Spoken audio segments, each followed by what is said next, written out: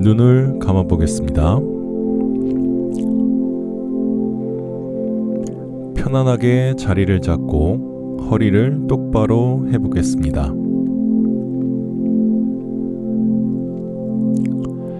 그러면서 몸 전체를 편안하게 이완시켜 보겠습니다. 명상을 하는 동안 눈을 감고서 여러분의 의식을 자기 안으로 가져오겠습니다. 너무 긴장하지 마시고 저의 안내를 따라서 자연스럽게 명상을 해보겠습니다. 숨을 깊게 들이마시고 다시 길게 내쉬어 보겠습니다.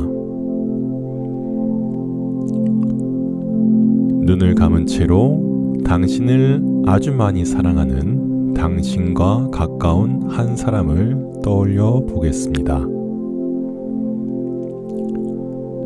그 사람이 지금 당신 옆에서 당신에게 사랑을 보내고 있다고 상상해 보겠습니다.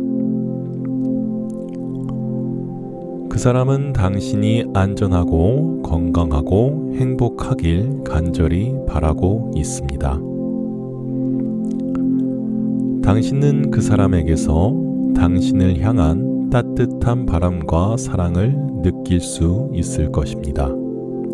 그에게서 충분한 사랑을 느꼈다면 이제 다시 그 사람에게 내가 받은 사랑을 돌려주겠습니다. 당신의 모든 사랑과 따뜻한 바람들을 다시 돌려 보내주면 됩니다. 당신처럼 그 사람도 그저 행복할 수 있길 바라시면 됩니다.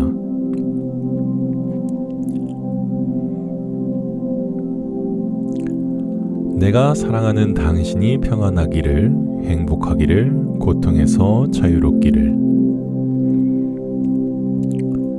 내가 바라듯이 내가 사랑하는 당신이 안전하기를, 건강하기를, 평안하고 행복하기를. 내가 사랑하는 당신의 삶이 행복과 건강과 안녕으로 가득하기를.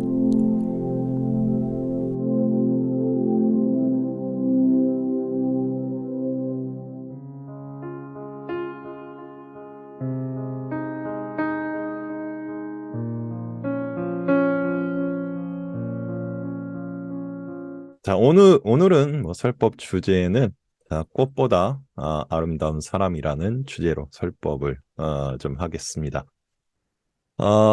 요즘 꽃이 정말 만발해 있죠. 뭐 개나리, 뭐 산수유, 뭐 매화, 뭐 철쭉, 뭐 진달래, 뭐 여러 가지 꽃들이 정말 봄 내음이 가득한 이렇게 날씨가 된 것 같습니다. 어, 거리를 조금만 이렇게 돌아다녀도 정말 다들 사진 찍느라고 바쁜 그런 모습들을 많이 보게 되고 그 모습을 보면 저 또한 또 카메라를 핸드폰을 들고서 사진을 찍게 될 수밖에 없는 그런 날들이 요새는 계속 이어지는 것 같고 무엇보다 벚꽃이 정말 많이 폈죠. 서울도 많이 폈고 뭐 저 아래 지방은 더 오래 전부터 더 먼저 개화를 했고 점점 올라오기도 하고 그런 벚꽃이 전국적으로 개화가 다 되어가는 뭐 그런 좀 시기가 된 것 같습니다. 많이 아름답죠. 그래서 다음 주인가 여의도에서 벚꽃 축제를 하는 것 같고 이미 벚꽃 축제를 시작한 곳도 많고 동네 주변만 이렇게 돌아다녀도 벚꽃들이 다들 한창 만개한 그런 아름다운 모습들을 볼 수가 있습니다. 여러분들도 아마 다들 그냥 집안에만 있기 힘드셔서 좀 나가셔서 또 거리라도 한번 돌아보는 그런 경우들이 많이 있을 거라 생각이 듭니다. 참 그런데 이렇게 꽃이라는 것은 어떻게 보면은 굉장히 짧은 순간 여기가 왔다 가는 그렇기 때문에 좀 더 아름답고 우리들이 기억을 더 아련하게 이렇게 간직하게 되는 그런 존재들이라고 이게 보여집니다. 만약 꽃들이 1년 내내 365일 계속 피고 있다면은 우리들이 그렇게 인상이 깊게 남진 않을 텐데 잠깐 뭐 계절마다 피는 꽃들이 좀 다르긴 하겠지만 특히 이 봄이 되면은 이 정말 계절이 바뀌고 있다는 것을 알려주는 따뜻함이 왔다는 것을 알려주는 그런 매개체들이기 때문에 특히 이 봄에 왔다가 가는 그 꽃들은 우리들에게 뭔가 가슴 속에 아련함과 그리고 소중한 어떤 추억들을 간직하게 해주는 그런 모습이 있는 것 같습니다. 그래서 피면은 기쁘지만 지면은 또 아쉽고 하는 것이 봄의 꽃들이라고 이제 여겨집니다. 근데 사실 사람들의 모습은 이런 화려함보다는 어떻게 보면은 이런 잡초와 같은 그런 삶, 어떻게 보면은 잡풀과 같은 이것도 우리들이 알지 못하는 이 이름 없는 그런 꽃들, 들꽃들과 같은 모습의 삶들이 보통의 일반적 사람들의 모습이라고 여겨집니다. 누구도 알아봐 주지 않죠, 사실은. 보통의 사람들은 왔다가 가는 그런 삶 속에서 인생이라는 이 기간 속에서 나를 기억해 주고 또 알아봐 주는 사람들은 지극히 소수고 또 그렇게 어 기억되는 경우들은 정말 흔치 않은 그런 경우의 삶들이라고 이제 생각이 듭니다. 그런 사람들은 참 드물죠, 사실. 그렇기 때문에 굉장히 고독하죠. 여기 보이는 들꽃처럼, 그 잡초처럼, 또 들풀처럼들. 굉장히 고독하고, 그리고 쓸쓸하게 사실은 왔다 가는 그런 삶들이 우리 인간사에는 보통의 모습들입니다. 그래서 사실은 뭔가 더 외롭고, 그리고 또 아쉬움이 가득하고, 그리고 또 그러한 모습들이 가득하기 때문에 우리는 또 부처님께서도 불교에서는 인생의 그런 그 삶들의 모습은 이제 고해의 바다, 고통의 바다라는 그런 표현으로서 이제 말씀하시고 또 정의를 하기도 했습니다.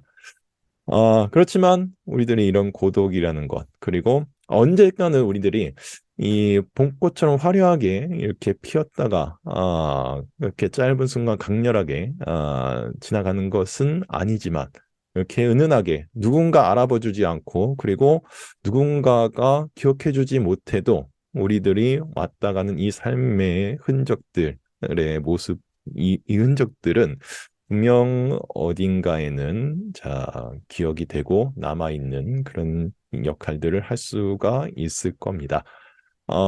이름이 알려지진 않더라도 분명 자취는 남게 되고요. 그리고 그 하나하나의 우리들이 했던 일과들, 그리고 노력들은 반드시 또, 다른, 음, 그, 이 잡초들도 뭐 들풀들도 자기의 후손들이 나올 수 있는 토양을 또 만들어주는 것처럼 반드시 다른 그 우리의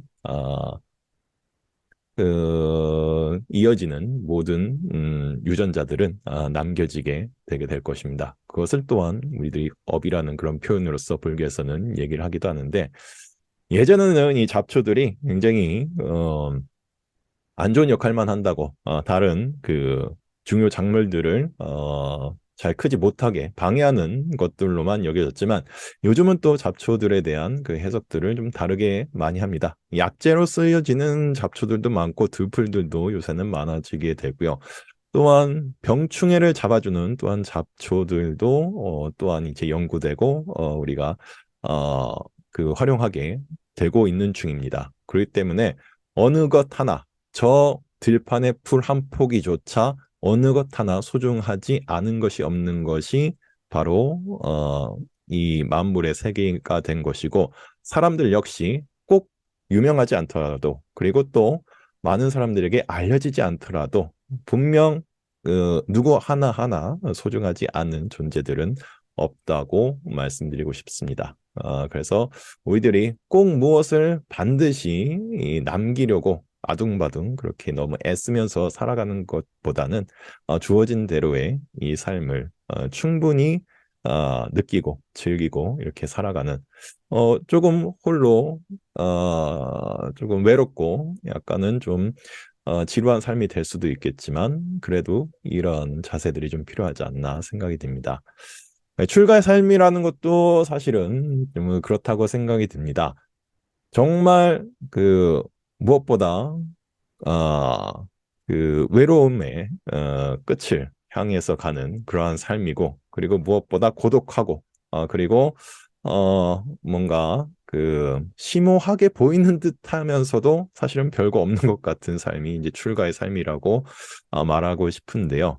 그렇지만 이렇게 어, 누구보다 간절히 고독과 그리고 외로움에서 열심히 삶의 방향과 모습을 찾아가는 이러한 모습들도 출가자의 모습들도 우리들이 그 가끔씩은 한번 떠올려 보면서 우리들의 삶 또한 일반적인 사람들의 삶 속에서도 고독과 그리고 외로움은 항상 존재하기 때문에 언젠가는 나이가 들어가고 그리고 삶이 오래될수록 이 고독이라는 것은 이 뗄래야 뗄 수 없는 그런 존재가 됩니다.